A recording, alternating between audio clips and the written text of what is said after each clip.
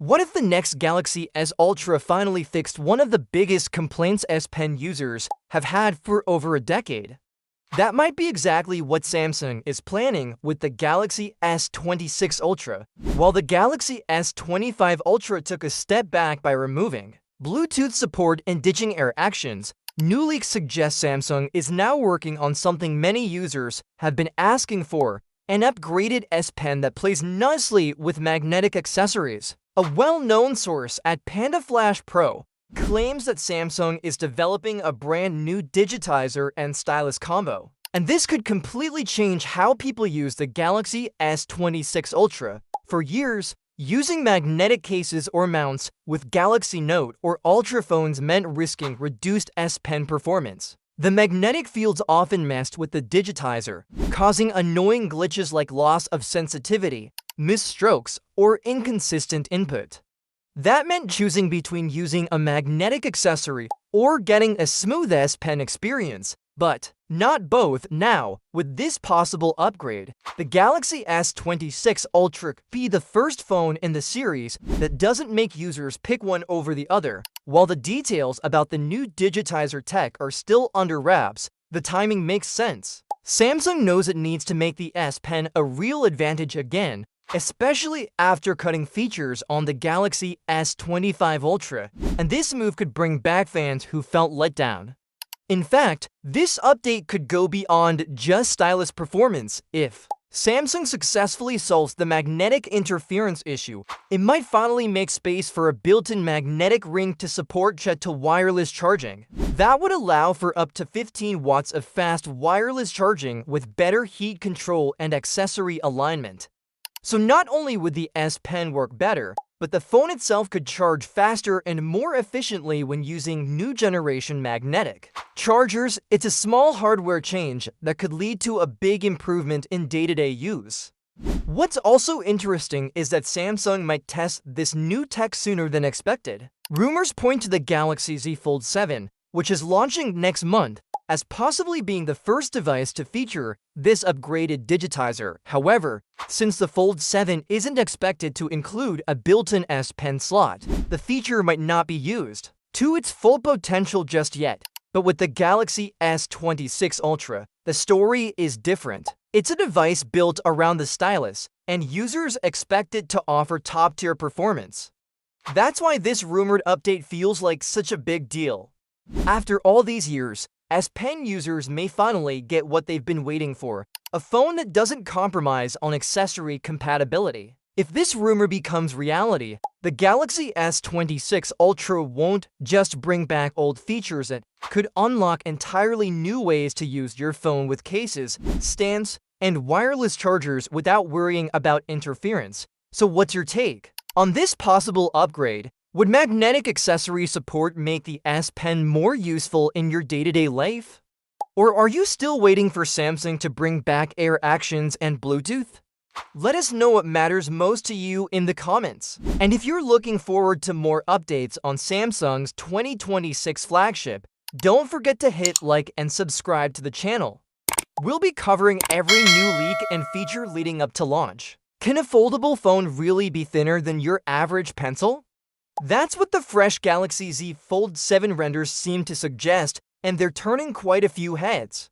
Shared by OnLeaks and Android headlines, the latest images give us a closer look at what Samsung might reveal on July 9th in New York City. Just from the design, you can tell Samsung has made a big change. This foldable looks thinner than ever before. Last year's Galaxy Z Fold 6 was 12.1 millimeters thick when folded, but now leaks suggest the new Fold 7 will be just 3.9 millimeters when unfolded. That's a 30% drop in thickness, which is a huge shift for a phone that already folds in half, but making it thinner comes with a trade-off. The 3 cameras on the back now stick out more, something we've seen before from other brands like OnePlus and Google. Still, Samsung seems willing to make that compromise, especially as it might also make the device a bit wider, possibly over 10 millimeters more compared to the Fold 6, to improve screen space and usability. When you unfold it, you'll reportedly be looking at a 7-inch dynamic AMOLED screen, with a resolution of 1856 by 2160 pixels and a smooth 120Hz refresh rate. The cover screen won't disappoint either. It's said to be 6.3 inches, also dynamic AMOLED, with a 968 by 2376 resolution, 120Hz refresh rate, and protected by Corning Gorilla Glass Victus 2, which means it should be tougher against scratches. As for what's under the hood, the Galaxy Z Fold 7 is expected to be powered by the Snapdragon 8 Elite for Galaxy processor, built on the 3nm process. That's the same chip tuned specially for Samsung devices. To give a little extra performance, the phone should also come with 12GB of LPDDR5X RAM and 256GB of fast UFS 4.0 storage. It'll run on Android 15 right out of the box. Battery life will be handled by a 4,400 mAh battery, and it should support 25-watt wired charging and 15-watt wireless charging. So yes, this phone is built for power and convenience.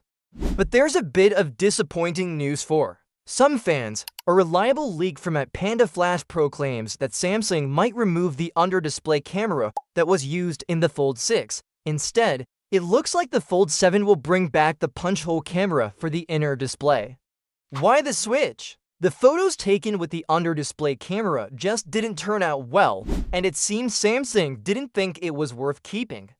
On the camera side, the Galaxy Z Fold 7 is expected to feature a triple lens system on the back that includes a 50MP main camera, a 12MP telephoto lens, and a 10MP telephoto sensor.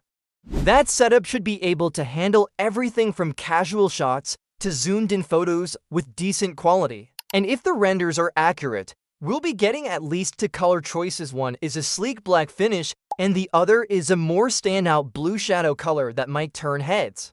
With the launch just around the corner, it's exciting to see how much Samsung has managed to pack into a thinner and wider foldable.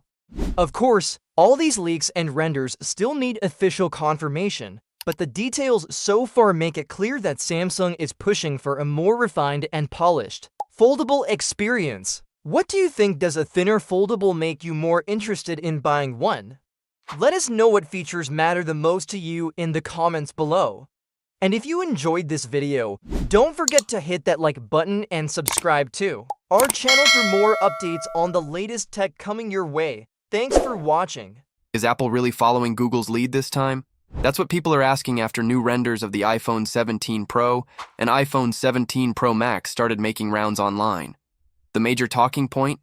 A brand new camera design on the back, a horizontal bar that instantly reminded people of what Google has been doing with its Pixel phones for years. And just like that, the comparison game began.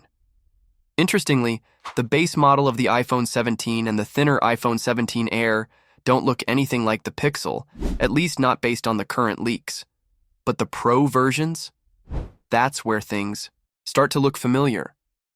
When you look closely at the leaked images, the shape and placement of the camera setup feel like something we've already seen before, just not from Apple.